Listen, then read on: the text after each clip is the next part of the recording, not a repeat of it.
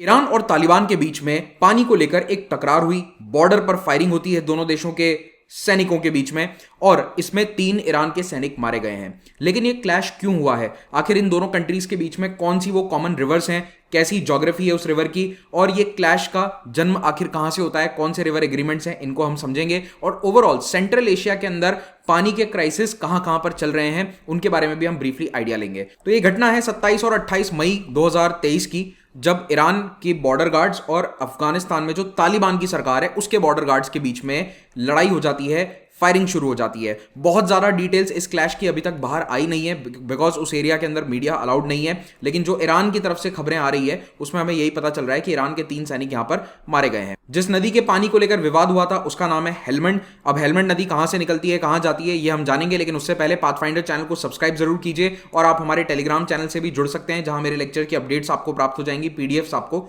मिल जाएंगे। दोस्तों, देश का सबसे affordable UPSC batch Agnipath course लेकर आ रही है पाथफाइंडर की टीम, यानी कि हम लोग, ये पूरी टीम आपको यूपीएससी के लिए तैयारी करवाएगी 2024 एंड 25 के लिए। और ये कोर्स केवल 8,000 रुपीज का है, 7999 का प्राइस है, और ये प्राइस आपको मिलेगा जब आप महिपाल कोड का इस्तेमाल करते हुए इस कोर्स को ज्वाइन करते हैं। हमारा बैच वैसे स्टार्ट हुआ था फर्स्ट को, लेकिन अभी एंशिएंट हिस्ट्री की क्लास स्टार्ट हुई है, मैं उसे पढ़ा रहा हूं, और यहां पर जो लेक्चर्स हुए हैं, अभी 2 या 3 लेक्चर हुए हैं, उनको आप फिर से देख सकते हैं, रिकॉर्डेड सेशंस अवेलेबल हैं। So even if you are joining right now it is okay. अब ये ज्वाइनिंग अभी हम क्यों अलाउ कर रहे हैं? क्योंकि हमें ऐसा लग रहा है कि जिन स्टूडेंट्स के मैसेजेस आ रहे हैं कि सर अगला बैच कब स्टार्ट होगा हमें नहीं पता, तो आप अभी ही ज्वाइन करने दो हमें। That is why we have kept the admissions open till 7 June. उसके बाद ये एडमिशंस बंद होंगे, जब स्टूडेंट्स की ज्यादा डिमांड होगी तब हम अगला बैच लॉन्च करेंगे। क्लियर?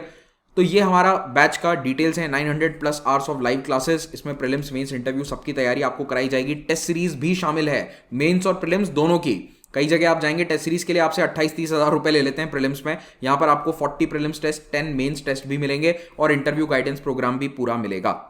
तो अब ये जो घटना हुई है, वैसे ये घटना या उसकी डिटेल हमारे लिए बिल्कुल इंपॉर्टेंट नहीं है, क्योंकि हमें ईरान पीसीएस या अफगानिस्तान पीसीएस नहीं देना है। हमें यूपीएससी के पॉइंट ऑफ व्यू से लोकेशंस, ज्योग्राफी, नदियों के नाम और जो ओवरऑल वाटर डिस्प्यूट कहां पर चल रहा है सेंट्रल एशिया में, ये थोड़ा मालूम होना चाहिए। लेकिन फिर भी घटना के बारे में थोड़ा बहुत जानकारी तो ले ही लो। जरंज नाम का ये एरिया है, आपने जरूर इसका नाम सुना होगा। इंडिया यहां से एक कॉरिडोर बनाने की कोशिश कर रहा था, उसमें जरंज का नाम बार बार आता था। क्या आप मुझे उस कॉरिडोर का नाम या फिर जो भी वो ट्रेड वाला इलाका है उस पूरे ट्रेड रूट का या उस इकोनॉमिक कॉरिडोर का नाम नीचे कमेंट में बता सकते हैं या नहीं? जरूर बताइए। ओके, तो ये डिस्प्यूट हुआ है हेलमंड नदी के पानी को लेकर, जो अफगानिस्तान की सबसे लंबी नदी है। ये निकलती है हिंदू कुश के पहाड़ों से, Sanglakh range which is part of Hindu Kush, वहां से निकलती है। जिस जगह से निकलती है उसका नाम है मैदान वर्दक। ये नाम आपके लिए इंपॉर्टेंट नहीं है, आप बस एक बात याद रखो कि हिंदू कुश पहाड़ों से निकलकर ये नदी दक्षिणी अफगानिस्तान में फ्लो करती है। तो इसका फ्लो करने का जो डायरेक्शन है इट इज साउथ वेस्ट, ठीक है, इस दिशा में ऐसे जाती है ये, इट फ्लोज साउथ वेस्टर्ली, इस दिशा में बहते हुए ये लगभग अफगानिस्तान की कई नदियों को ड्रेन करती है। कई सहायक नदियां इसकी आप यहां पर देख सकते हैं, और इन सहायक नदियों का सारा पानी ड्रेन करते हुए हेलमंड एक रेगिस्तानी इलाके से, ठीक है, दोस्ते मार्गो नाम का जो ये रेगिस्तानी इलाका है दक्षिणी अफगानिस्तान में, यहां से होते हुए ये ईरान के अंदर एंटर कर जाती है, और ईरान में एक लेक है उसमें ड्रेन करती है, हमून लेक।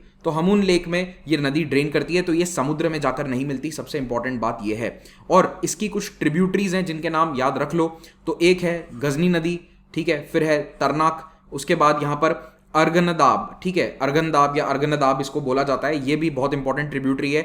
इन नदियों पर अफगानिस्तान लगातार डैम बना रहा है। एक फरहा नदी भी है, इसका भी नाम आप याद रख सके तो रख लीजिए। ये 2-3 नाम याद रख लो, वैसे हेलमंड का भी रख लोगे तो काम चल जाएगा। So this is a very dry area, यहां पर तो प्योर डेजर्ट ड्यून्स वाला इलाका है, बिल्कुल साउथ में, जिसको रेगिस्तान कहा जाता है। वो शब्द रेगिस्तान जो है वो एक पर्शियन वर्ड ही है और उसका मीनिंग डेजर्ट होता है, तो ये वाले रेगिस्तान को रेगिस्तान ही कहते हैं, ठीक है।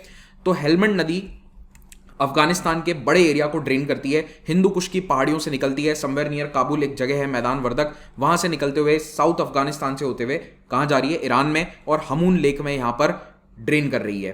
अब प्रॉब्लम क्या है? प्रॉब्लम यह है कि हमून लेक ड्राई हो रहा है। हमून लेक पूरी तरह से ड्राई हो चुका है इनफैक्ट, और ये नदी वहां पर पानी पहुंचाती ही नहीं है। तो 1150 किलोमीटर लंबी नदी में हमून लेक तक पहुंचते पहुंचते एक बूंद पानी नहीं बचता है, सारा पानी अफगानिस्तान इस्तेमाल कर लेता है। तो ट्रेडिशनली या नेचुरली जो नदी लेक हमून में जाकर ड्रेन होनी चाहिए थी, जिसके कारण लेक हमून की भी यहाँ पर जो आसपास की इकोलॉजी है पूरी सर्वाइव करती है, सस्टेन करती है, वो सब कुछ डिस्टर्ब होता जा रहा है। ओके, और प्रॉब्लम यह है कि अफगानिस्तान के पास पानी के सोर्सेस नहीं है ज़्यादा, तो वो इसी नदी और इसकी सहायक नदियों पर डैम बनाया जा रहा है और उन्हीं डैम से पानी को डाइवर्ट कर करके या तो पीने के लिए या खेती के लिए इस्तेमाल कर रहा है। थोड़ा लेक हमून के बारे में भी जान लेते हैं, क्योंकि इस तरह की जो इकोलॉजिकल साइट्स होती हैं वो पूछी जा सकती हैं, एनवायरमेंट के अंदर भी पेपर काफ़ी टफ होता जा रहा है। तो लेक हमून को अगले साल के लिए आप लोग ध्यान रखिए। It is the largest fresh water lake in Iran और ये बहुत बड़ा वेटलैंड इलाका बनाता है। तो ये एक नेचुरल वेटलैंड है जिसमें कई नदियों का पानी आकर मिलता है, इनलैंड ड्रेनेज जिसको हम कहते हैं, और यहां पर बनता है एक बहुत बड़ा wetland. So it was a very good ecosystem. लेकिन अब पानी ही नहीं पहुंच रहा, तो हेलमंड नदी सबसे बड़ा इसका पानी का सोर्स थी और उसी पर बिल्कुल अकाल जैसी हालत हो चुकी है। और इसका कारण क्या है? एक तो नेचुरल ड्रॉट्स हैं और दूसरा बड़ा कारण है impact of dam and water controls जो अफगानिस्तान ने किए हैं। इसके कारण यहाँ की जो इकोनॉमी है या रीजनल एनवायरनमेंट है वो काफ़ी सफ़र कर रहा है, इकोनॉमी भी काम नहीं कर रही, जिसके कारण लोगों को भी ये इलाका छोड़ छोड़कर जाना पड़ रहा है। ये सैटेलाइट इमेजेस हैं लेक हमून की 1999 में, ये देखिए 2001 में गायब हो गया था, 2003 में थोड़ा बहुत इसमें पानी था, और अब आप इसे गूगल अर्थ पर या गूगल मैप पर ढूंढने की कोशिश करोगे तो नहीं मिलने वाला है। इट इज़ कंप्लीटली ड्राई, पानी की एक बूंद नजर नहीं आएगी अगर आप गूगल मैप पर इसको ढूंढोगे तो। हेलमंड नदी की जो इंपॉर्टेंट ट्रिब्यूटरीज है वो एक यही है, अर्गंदाब और खास रिवर। तो इन नदियों के ऊपर काफ़ी डैम बनाए जा रहे हैं। क्या इन सभी नदियों के नाम आपको याद रखने ज़रूरी है? नहीं, लेकिन हमून लेक का नाम आपको याद रखना है और हेलमंड नदी का नाम आपको याद रखना है। तो ये हेलमंड का फ्लो होने का रास्ता है और कई बार तो ये रेगिस्तान में गायब भी हो जाती है नदी। ये उस तरह की नदी है, अगर इसके कुछ फोटोज़ मैं आपको दिखाऊं तो कई जगह ये ऐसी ही बन जाती है, एक नदी भी नहीं, छोटा सा नाला बनकर रह जाती है। और अक्सर पहाड़ी नदियाँ ऐसी ही होती हैं जब सर्दी का मौसम होता है, जब बर्फ जमी हुई है, लेकिन जब गर्मियां आती है और वो बर्फ पिघलना स्टार्ट होती है तब ये नदियां पूरे वेग से बहती हैं। क्लियर?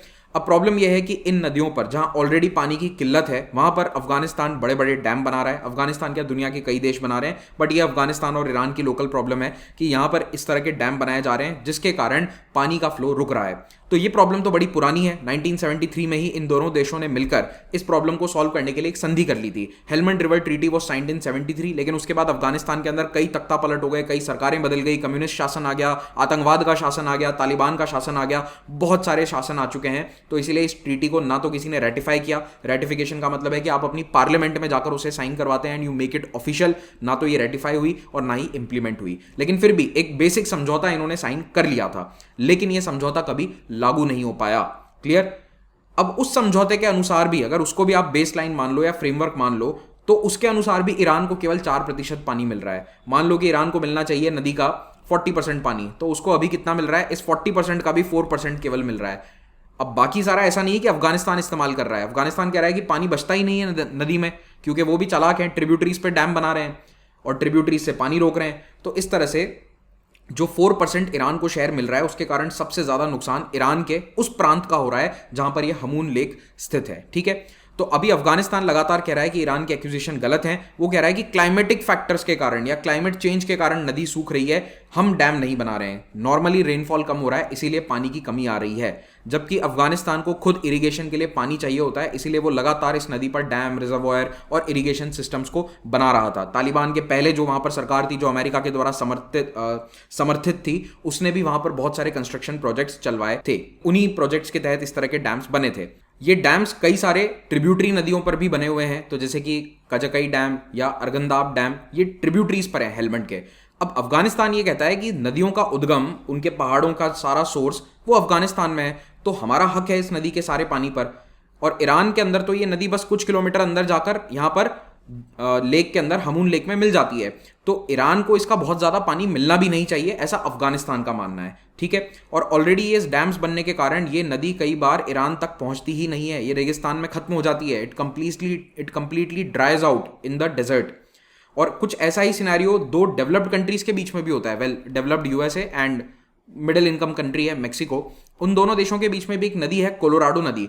उस नदी का पानी भी मेक्सिको पहुंचते पहुंचते पूरी तरह से सूख जाता है, जबकि दोनों के बीच में एग्रीमेंट है पानी को शेयरिंग को लेकर, वाटर शेयरिंग को लेकर। ओके, तो तेहरान यानी कि ईरान को अब ये डर है कि आगे चलकर हमें 1 ml पानी नहीं मिलने वाला है, पूरी तरह से पानी अफगानिस्तान अपने पास रख लेगा जैसे जैसे वो अपनी इरिगेशन कैपेसिटी एक्सपांड कर रहा है। अब पानी को लेकर कई बार बॉर्डर क्लैशेस, टकरार होना, ये सेंट्रल एशिया में कॉमन होता जा रहा है। पिछले साल ईरान में दंगे हो गए थे क्योंकि पानी खत्म हो गया था और उसको लेकर पॉलिटिकल इंस्टेबिलिटी का क्लाइमेट था। इस पर मैंने एक वीडियो भी बनाया था। किर्गिस्तान ताजिकिस्तान के बीच में काफी बड़ा बॉर्डर क्लैश हुआ था और अक्सर ऐसे क्लैशेस होते रहते हैं। उसमें तो 30+ लोगों की मौत हो गई थी जो 2021 वाला क्लैश था। तो ये क्लैशेस क्यों हो रहे हैं? Because of the water of Syr Darya river. तो दो इंपॉर्टेंट नदियां हैं सेंट्रल एशिया में जिनके पानी को लेकर सिमिलर क्लैशेस चल रहे हैं कई देशों के बीच में। तो सीर दरिया और अमू दरिया, ये जो दो बड़ी बड़ी रिवर्स हैं सेंट्रल एशिया की सबसे बड़ी नदी, और ये जाकर ड्रेन कहां करती हैं? अराल सी में। इन नदियों के ऊपर ज्यादातर या तो डैम बना लिए गए हैं या फिर इनका पानी पहले ही उपभोग में ले लिया जाता है by all these Central Asian countries. तो अराल सी तक कुछ पहुंचता ही नहीं है, जिसके कारण अराल सी पिछले 20-25 सालों में सूख गया है। वैसे तो 1980 से ही ये प्रोसेस स्टार्ट हो चुका है, लेकिन 1990 और सन 2017-18 की आप सैटेलाइट इमेजेस देखेंगे तो इनमें आपको स्टार्क कॉन्ट्रास्ट नजर आएगा। बड़ा जो अराल सी का एरिया है वो कंप्लीटली ड्राई हो चुका है, वहां पर कोई पानी का अंश भी नजर नहीं आएगा, जबकि पहले ये दुनिया के सबसे बड़े मीठे पानी के तालाबों में से एक था। It was one of the largest lakes in the entire world. लेकिन जब इस लेक में पानी लाने वाली नदियां ही सूख गई, उन पर डैम बन गए, तो फिर पानी आएगा कहां से? तो ये प्रॉब्लम सेंट्रल एशिया के अंदर बढ़ती जा रही है। अब बात करते हैं कि क्या ईरान और तालिबान या अफगानिस्तान के बीच में एक बड़ी जंग हो सकती है इस छोटे से मुद्दे को लेकर। तो देखो, जंग तो नहीं होगी लेकिन बॉर्डर क्लैशेस हो सकते हैं। वैसे दोनों देशों के बीच में रिलेशंस ओके हैं। इन दोनों के बीच में लगभग 1000 किलोमीटर लंबा एक लैंड बॉर्डर है और कोई मेजर टेरिटोरियल डिस्प्यूट नहीं है। Border is very well demarcated और दोनों ही अमेरिका के खिलाफ थे। तालिबान भी चाहता था कि अमेरिका और नेटो ट्रूप्स हमारे देश से चले जाएं, और ईरान भी चाहता था कि इस क्षेत्र में अफगानिस्तान में जो अमेरिका 20 साल से बैठा था वो यहां से चला जाए। तो दोनों अमेरिका के जाने से काफी खुश थे 2021 में, लेकिन अभी भी ईरान ने इन्हें ऑफिशियली रिकग्निशन नहीं दिया है। वैसे तालिबान की सरकार को किसी ने ऑफिशियली रिकग्निशन नहीं दिया है, but still countries like Iran, China, वो इनके साथ बातचीत करते रहते हैं। बीच में कुछ न्यूज़ आई थी कि इंडिया ने भी कुछ बातचीत इनके साथ करी है डिप्लोमेट्स के थ्रू, बट मोस्टली जो सबसे बड़ा सपोर्ट इन्हें मिल रहा है वो चाइना और ईरान के थ्रू ही मिल रहा है। ठीक है, ईरान इनके साथ रिलेशंस मेंटेन रखना चाहता है क्योंकि उसे लगता है कि हमें हमारा पानी मिल जाए, बॉर्डर सेफ रहे, ज़्यादा माइग्रेशन क्राइसिस ना रहे, इसीलिए हमें तालिबान से रिश्ते बनाए रखने पड़ेंगे। वो कहते हैं ना कि चाहे आपका पड़ोसी कितना भी बुरा हो, आपको अपने पड़ोसी के साथ कुछ ना कुछ बातचीत या कम्युनिकेशन तो जारी रखना पड़ेगा। तो इसीलिए ईरान कहता है कि हमें तालिबान के साथ बातचीत करनी ज़रूरी है। तो दोनों के बीच में संबंध ठीक ठाक हैं जब से 2 साल से ये पावर में आए हैं। कभी कभार कुछ कुछ छुटपुट घटनाएं हो जाती है जब माइग्रेशन रोकने के लिए क्लैशेस हुए थे, लेकिन अब ये पानी वाला जो इशू है ना, ये बड़ा इशू बन सकता है। एक बहुत ही बड़े एनवायरमेंटल एक्सपर्ट हैं निक कौसर, इन्होंने ये बात कही कि ईरान की सरकार कई दशकों से इस पूरे मुद्दे को दरकिनार कर रही थी, उन्होंने ध्यान ही नहीं दिया, क्योंकि ये वाला जो सिस्तान बलूचिस्तान प्रांत है जहां पर ये हमून लेक स्थित है, this is a very backward area of Iran. ये बहुत ही पिछड़ा इलाका है, यहाँ पानी नहीं है, कोई रिसोर्सेज नहीं है, खेती बहुत बेकार है पानी के अवेलेबिलिटी के कारण। तो ऐसे में सिस्तान और बलूचिस्तान के प्रांत के लोग बहुत ही परेशान हैं। Most of them have migrated towards the other cities जो यहाँ नॉर्थ ईरान की तरफ स्थित हैं। तो यहाँ की ऑलमोस्ट 20-25% आबादी माइग्रेट कर चुकी है पिछले 20 सालों में। पिछले 20 सालों में ये माइग्रेशन का डेटा है, ऑलमोस्ट 1/4 पॉपुलेशन माइग्रेट कर चुकी है इस इलाके से। सम एस्टिमेट से that up to 30% of the population has left. ये बहुत बड़ा आंकड़ा होता है, किसी जगह की 1/3 पॉपुलेशन अगर कहीं पर मूव कर जाए। तो अब ईरान की सरकार को इनकी याद क्यों आ रही है? अब ईरान सरकार अपने सिस्तान बलूचिस्तान के लोगों के लिए एक स्टैंड ले रही है because of the protest last year, जो महसा अमीनी वाले प्रोटेस्ट हुए थे। उसके बाद से ईरान की सरकार अपने नागरिकों के प्रति थोड़ी सी सचेत हो गई है, थोड़ी सी उनके प्रति ह्यूमेन हो गई है, and they are looking into the problems of the common people. इसीलिए शायद ये स्टैंड लिया जा रहा है। This could be probably one of the reasons. Okay, तो आपको ये वीडियो कैसा लगा बताइएगा। हिस्ट्री समुद्र मंथन टेस्ट में जरूर हिस्सा लें। 4 जून को सुबह 10 बजे, संडे सुबह 10 बजे ये टेस्ट होने वाला है। शानदार अमेजॉन गिफ्ट वाउचर्स इसमें हमने रखे हैं। 25 क्वेश्चन हम हिस्ट्री के रखने वाले हैं। आधे घंटे के अंदर ये क्वेश्चन पेपर हो जाएगा। आप इसको अटेम्प्ट कीजिए और आपको 1500 तक के अमेजॉन वाउचर्स जीतने को मिलेंगे।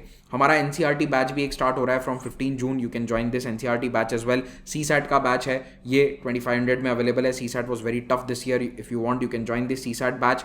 हमारा प्रीलिम्स का टेस्ट सीरीज, जो मेंस का टेस्ट सीरीज है, उन दोनों को भी आप अलग से ज्वाइन कर सकते हैं। अग्निपथ वाले बैच के स्टूडेंट्स के लिए ये फ्री रहेंगी। हिंदी मीडियम का भी बैच 15 जुलाई से लॉन्च हो रहा है। हमारा पर्सपेक्टिव सीरीज के वीडियोस ऑलरेडी लाइव हैं, उन्हें जरूर देखें। Thank you so much, have a great day.